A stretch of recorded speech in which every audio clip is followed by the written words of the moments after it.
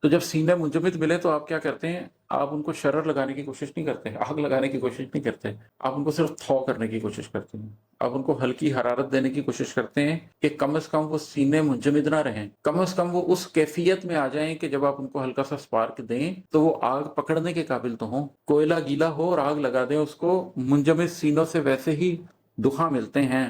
میری سوچوں سے بھی دشوار رہی حق گوئی، میری سوچوں سے بھی دشوار رہی حق گوئی، لفظ انگارے ہیں جو نو کے زباں ملتے ہیں۔ نبی کریم صلی اللہ علیہ وسلم کی یہ ایک حدیث ہے کہ آخری زمانے میں دین حق پر چلنا، اسلام پر چلنا ایسے ہو جائے گا کہ جیسے جلتا انگارہ اٹھایا ہو۔ تو میری سوچوں سے بھی دشوار رہی حق گوئی، لفظ انگارے ہیں جو نو کے زباں ملتے ہیں۔ یہ جو سچ ہے اور پورا سچ ہے، یہ بڑا مشکل کام ہے۔ شروع میں آسان لگتا ہے جب آپ بات شروع کرتے ہیں، لیکن جب آپ کو حق گوئی کہنے کی عادت ہو جائے اور آپ سچ بولنے لگ جائیں اور آپ پورا سچ بولیں، اس سے قطع نظر کہ کسی کو اس کی سمجھ آتی ہے یا نہیں سمجھ آتی، کہ اس کو مانتا ہے یا نہیں مانتا، تو پھر لفظ نہیں ہے جو آپ بولتے ہیں بلکہ انگارے ہیں جو آپ کی زبان کی نوک پر ہوتے ہیں۔ آپ کو ان کی قیمت دینی پڑتی ہے، بہت زیادہ قیمت بھی کئی دفعہ دینی پڑتی ہے۔ میں نے تو بارہا دی ہے اور بہت زیادہ دی ہے۔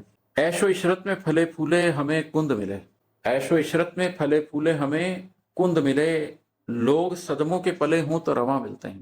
جیسے چھری ہوتی ہے نا، ایک کند چھری ہوتی ہے، آپ اس سے کچھ کاٹنا چاہیں تو کٹتا ہی نہیں ہے۔ کند کلہاڑی ہوتی ہے، آپ اس سے کام کرنا چاہیں ہوتا ہی نہیں ہے۔ کند آری ہوتی ہے، آپ اس سے لکڑی کاٹنا چاہیں کٹتی نہیں ہے۔ اور ایک وہ ہوتی ہے جس کو آپ نے رواں کر لیا ہوتا ہے، تیز کر لیا ہوتا ہے۔ جانور ذبح کرنے سے پہلے چھری تیز کر لی ہوتی ہے، درخت کاٹنے سے پہلے لکڑی تیز کر لی ہوتی ہے، آری چلانے سے پہلے آری کو تیز کر لیا ہوتا ہے۔ تو وہ جو تیز چیز ہوتی ہے، رواں چیز ہوتی ہے، وہ بڑی آسانی سے کاٹتی ہے۔ لوگوں میں بھی ایسے ہی ہے، عیش و عشرت میں پھلے پھولے ہمیں کند ملے۔ یہ جو عیش و عشرت میں پلی ہوئی قوم ہے نا، جس کو زندگی میں ہر چیز میسر ہوتی ہے، جب آپ اس کو زندگی کی معنویت اور حقیقت بتانا چاہتے ہیں تو آپ دیکھتے ہیں کہ وہ لوگ بہت کند ہیں، ان سے نہیں ہوتا۔ لوگ صدموں کے پلے ہوں تو رواں ملتے ہیں۔ جو صدموں میں پلا ہوا آدمی ہے نا، جس نے تکلیفوں میں زندگی گزاری ہے، جو غم کو سمجھتا ہے، جس نے غم کے باوجود اپنی زندگی میں کوئی نہ کوئی معنی پیدا کر کے کوئی نہ کوئی پازیٹیو ایکشن لیتا رہا ہے۔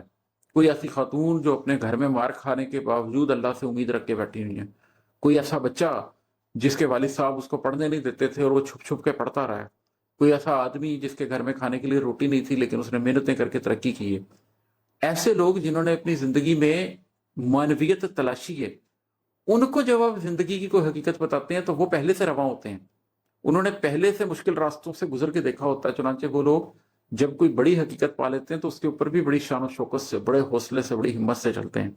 تو عیش و عشرت میں پھلے پھولے ہمیں کند ملے، لوگ صدموں کے پلے ہوں تو رواں ملتے ہیں۔